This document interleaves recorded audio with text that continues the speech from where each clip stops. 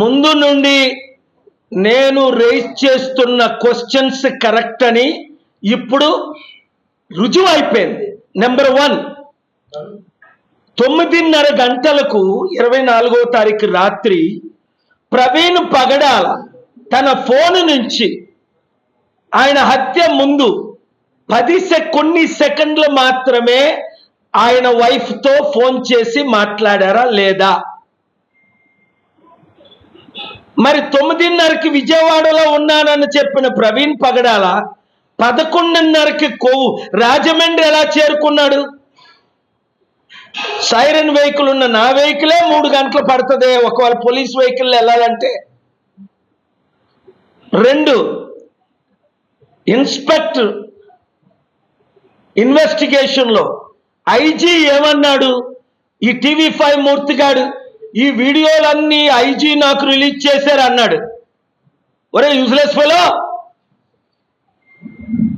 నీకు IGA release చేస్తే IGA ఎందుకు చెప్పారు? ప్రవీణ్ పగడాల తాగాడని కానీ వైన్ కొన్నాడు, మందు కొన్నాడని కానీ మేము ఫుటేజ్ రిలీజ్ చేయలేదని ఇప్పుడు సూచేసుకో అంటున్నా కదా.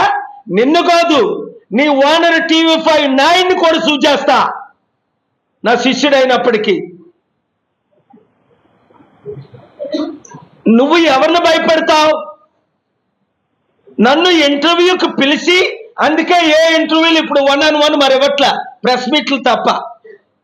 నన్ను నువ్వు ఇంటర్వ్యూకి పిలిచి, సార్ మీరు ప్రపంచ శాంతి దూత, మీరు రావాలి, నేను ఎప్పుడు మీకు గౌరవంగా ఇంటర్వ్యూలు చేస్తానని చెప్పి నాకు హిందూస్కి నువ్వు ఫైట్ పెడతావా? నీ పనికిమాలిన దొంగ డూప్లికేట్ వీడియోలతో. నిన్న 13 సంవత్సరాల నుంచి ఉన్న పెండింగ్ కేసుని నేను పర్సనల్గా ఆర్గ్యూ చేసి సాల్వ్ చేసుకున్నా. ఇప్పటికీ ఒక కేసు ఓడిపోలే. ఒళ్ళు దగ్గర పెట్టుకోండి ఎవడైనా సరే. ఆడు ముఖ్యమంత్రి అయినా పర్వాలా, ఆడు ప్రధానమంత్రి అయినా పర్వాలా, ఆడు ఓనర్ అయినా పర్వాలా, ఆడు మాఫియా గ్యాంగ్ అయినా పర్వాలా, ఆడు 1,00,000 కోట్ల ఆస్తిపరుడైనా పర్వాలా. నా పవర్స్ నాకున్నాయి, నా ఫండమెంటల్ రైట్స్ నాకున్నాయి, నా దేవుడు నాకున్నాడు. నేను శపిస్తే బూడిదైపోయిన వాళ్ళు చాలా మంది 7 మీకు తెలుసు, రాజశేఖర రెడ్డితో సహా. ట్రంప్కే దిక్కు లేదు, లైన్లో పడ్డాడు. ఈ విషయం నాకు మద్దతు ఇస్తున్నాడు. ప్రవీణ్ పగడాలని బ్యాడ్ నేమ్ చేసి ఆడు తాగేశాడు, ఆడు పడిపోయాడు, ఆడు మందుగాడు అని మీరు దూషిస్తారా?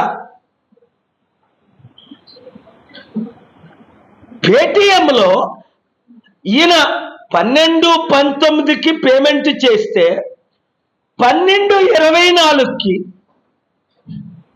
ఆయన బయటికి వెళ్ళగొస్తున్నాడు. పేమెంట్ చేయకముందే ఈయన బయటకు వచ్చాడా? ఇదంతా పెద్ద కల్పితమని అర్థమైపోయింది. చంద్రబాబు నాయుడు గారికి నా పవర్స్ తెలుసు కనుక నిన్న కాక మొన్న క్యాబినెట్లో మీటింగ్ పెట్టుకున్నారు కనుక దోషుల్ని మీరు పోస్ట్ మార్టం రిపోర్ట్ ఎందుకు చేయట్లేదు, బయట పెట్టట్లేదు? మీకు తెలుసు నా దగ్గర ఏ ఎవిడెన్స్లు ఉన్నాయో. పోలీసులకి నేను ఇవ్వనది, ఎందుకంటే నా మీద కల్పితం 307 కేసు పెట్టిందే ఒక circle inspector idiot stupid Srinivasa Rao. 307 అంటే అటెంప్ట్ మర్డర్. నేను లేను, విక్టిమ్ లేడు. డిస్టర్బ్ చేయొద్దాం. We waited for you 10 minutes. Victim లేడు, కత్తులు లేవు, కడారులు లేవు, అటెంప్ట్ మర్డర్, బ్లడ్. నేను లేకుండానే అదే అన్నాను జడ్జి గారి ముందు, యువర్ ఆనర్, ఎంత బ్లాక్ బస్టర్ థ్రిల్లర్ మూవీ ఇది. 307 IPC అంటే నేను చంపినట్టు, చంపడానికి ప్రయత్నించినట్టు, అవతల వ్యక్తికి గాయాలు పడినట్టు, అక్కడ కత్తులో కడారులో వాడినట్టు ఫ్యాబ్రికేట్ చేశారు ఒంగోలు స్టూపిడ్ పోలీసులు.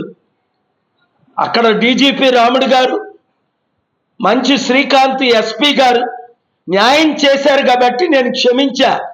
ఏ పోలీసుని క్షమించను.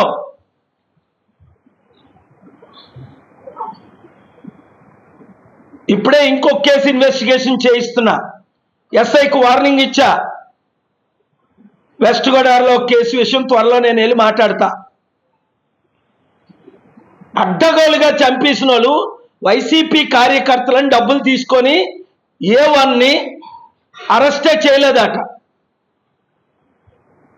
అందుకేనా మర్డర్లు ఎక్కువైపోయి, నరహత్యలు ఎక్కువైపోయి, మానభంగాలు ఎక్కువైపోయి, ఆత్మహత్యలు ఎక్కువైపోయి, మీ ఇష్టం వచ్చినట్టు చేసుకోవడమేనా?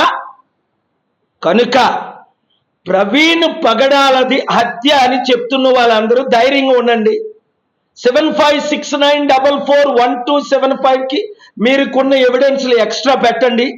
అది ఎంక్వైరీ చేయిస్తాం, రీపోస్ట్ మార్టం చేయిస్తాం, అవసరమైతే న్యాయం చేయిస్తాం. ఈరోజు కాకపోతే వివేకానంద రెడ్డికి 6 సంవత్సరాల వరకు న్యాయం జరగల. కొద్ది సంవత్సరాల తర్వాతైనా ప్రజాశాంతి పార్టీ అధికారంలో రావాలి. మీరు రప్పించాలి. 2 తెలుగు రాష్ట్రాలను కాపాడాలి. ఇప్పుడున్న వారందరూ అవినీతి పరులని అర్థమైపోయింది. రెండో సబ్జెక్ట్, ఇక్కడ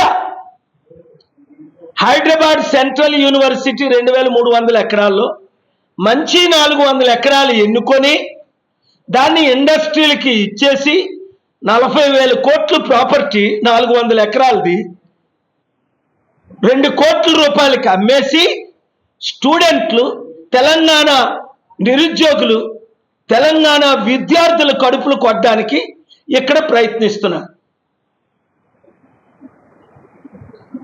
రేవంత్ రెడ్డి గవర్నమెంట్, మరి బీజేపీ గవర్నమెంట్ ఎందుకు ఫైల్ చేయలేదు బిల్లు? అంటే వీళ్ళందరూ ఒకటేనే కదా. ఒరే మేము 22 ప్రాపర్టీలు అమ్మి పడేసాం, లక్షల కోట్లు మేము దోచుకున్నాం. ఆ బండి సంజయ్ గారు ఏం మాట్లాడుతాడో తెలియదు. ఒక రోజుకో మాట వాగుతాడు. ఈ మధ్యన మళ్ళీ నా పేరు తీసుకొచ్చాడు. రేవంత్ రెడ్డి అమ్మేస్తున్నాడు, కేపాల్ కూడా అమ్మేస్తాడు అని. ఒరే యూజ్లెస్ ఫెలో, నువ్వురా, మీ డాడీ మోదీరా లక్షల కోట్ల ప్రాపర్టీ దేశం అంతా అమ్మేశాడు. నా పేరు ఎందుకు రా తీసుకొస్తావు? నువ్వు ఒక తమ్ముడు, కాపు తమ్ముడు అని నేను క్షమిస్తే అప్పుడు నిన్ను బీజేపీ ప్రెసిడెంట్ నుంచి పోస్ట్ పీకించలేదా? మీ బీజేపీ ప్రెసిడెంట్ నడ్డా నా శిష్యులు, మీ మోదీ గారు నా శిష్యులు. మరి నువ్వు నాకెందుకు థ్రెటన్ చేస్తావు? నా పేరు ఎందుకు తీసుకొస్తావు? నువ్వు కలిసి పనిచేద్దాం, అవినీతిని ఆపుదామంటే నేను ఎవరితోనైనా కలిసి పనిచేయడానికి రెడీయే. మీరెందుకు ఫైల్ చేయలేదు? స్టూడెంట్లు ఫైట్ చేయడం, ఈ పనికిమాలిన స్టూడెంట్లు కూడా కొంతమంది గొర్రె కషాయాన్ని ఎలా నమ్ముతుందో ఆ కేసీఆర్ని నమ్ముతారు, ఆ కేటీఆర్ని నమ్ముతారు, ఆ చంద్రబాబుని నమ్ముతారు, ఆ జగన్ను నమ్ముతారు, ఈ రేవంత్ రెడ్డిని నమ్ముతారు, ఈ బీజేపీని నమ్ముతారు, ఈ దొంగల పార్టీలు నమ్ముతారు. కళ్ళకు కనబట్లేదా? స్టీల్ ప్లాంట్ అందరూ అమ్మేశారు 14,000 ఎకరాలు, నేను తప్ప. అమ్మకాన్ని నేను ఆపాను. 8 లక్షల కోట్లది కోర్టుకెళ్ళి మోదీ గవర్నమెంట్, కాంగ్రెస్ అందరూ అమ్ముతుంటే నేను ఆపాను. మీ కొరకు ఎంత ఫైట్ చేస్తున్నాను ఓపెన్గానా. కనుక హైదరాబాద్ సెంట్రల్ యూనివర్సిటీ విద్యార్థులందరూ వినండి, నేను మీతో ఉన్నాను. మీలో కొందరు అమ్ముడుపోయినా పర్వాలా, 3-4 ప్రెసిడెంట్, నేను స్టూడెంట్స్తో విన్నాను. వేల మంది స్టూడెంట్స్కి నేను మద్దతు ఇస్తాను. నేను ఎంట్రీ అయిన తర్వాత ఎవడు ఏది అమ్మలేడు. ఒకవేళ బినామీకి అమ్మినా మన గవర్నమెంట్ వచ్చిన తర్వాత ముందే చెప్తున్నా, మీరు కొనుక్కోరని అంటే కుదరదు, క్యాన్సిల్ చేసి పడేస్తా.